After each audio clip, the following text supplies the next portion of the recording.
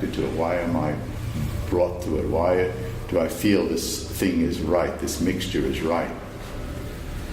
You know, because if you were standing there in a million years, you would never even take the same picture as me. Because these things are made up of these tens and thousands of parts. It's like nobody can paint like Picasso because it involves so many pieces. And these pieces could be put in place 10 years earlier, 20 years earlier. You don't even know that, right? Yeah, but these pieces have been, I've been keep building up foundations. And so what I've done here, in a million years, I couldn't have done 10 years ago. In a million years, it's impossible. It's like I always compare what I'm doing to a juggler. You know, when I first started, maybe it's like putting 2 balls in the air. Now I got 10 or 15 balls in the air. It's getting complex, but I've got to keep, there's always been a saying that I've always had, which isn't necessarily a revelation for the saying, but it always was simple forms, complex meaning. That's really the gist of what I tried to get to. You can see my pictures are all very, very tightly composed, but the meanings aren't very, not one-dimensional. I wanted to tell you something very similar that you might know this story about Fellini, how Fellini worked.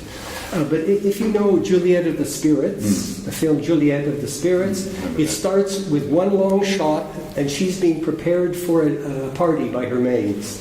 And the camera moves, everybody's moving all the time. And I heard Fellini lecture about the film and he said, at a certain point, I say, before the cameras roll, I say stop. I close my eyes and I think, what is the essential thing I'm trying to say? Juliet is unhappy. Open my eyes, shoot. So if you know the film, she doesn't appear unhappy. You learn she was unhappy much, much later. But that was enough for him to then accent to put an accent on that scene, to let you to plant a seed in your mind something's wrong. I think when you say, you stop and ask, what am I doing here? It's the same kind of process. Yeah, but I never think in words. So people ask me, what do I think before I go to this place? I say I like to go there with a silent mind, a nothing mind.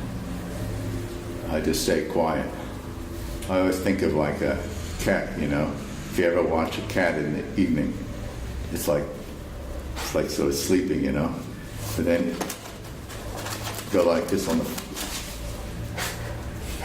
That's the way.